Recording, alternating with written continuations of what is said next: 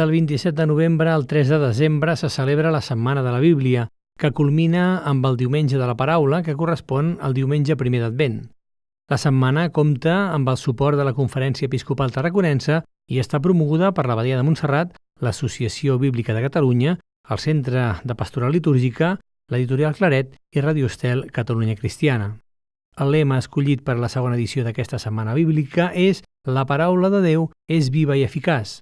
Durant aquests dies, la majoria de les diòcesis catalanes organitzen moltes activitats sorgides des de les parròquies i escoles, de manera que es formi una xarxa que capilaritzi la paraula i faci que s'estengui i es difongui.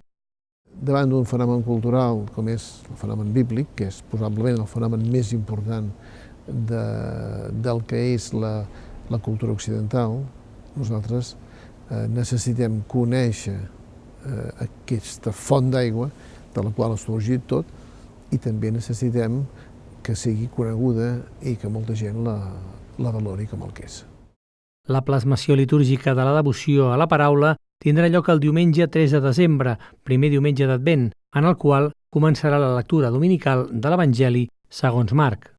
A Montserrat aquesta celebració començarà amb l'Eucaristia de les 11, amb un esment especial de la paraula de Déu. Tot seguit, a 2:15, els organitzadors de les trobades d'animadors de cant per la litúrgia dirigiran l'acte Cantem la paraula a la sala de la façana del monestir. A 3:45 de la tarda, el pare Antoni Pou farà una visita comentada al Museu Bíblic, concretament al Dipòsit de Sant Millan.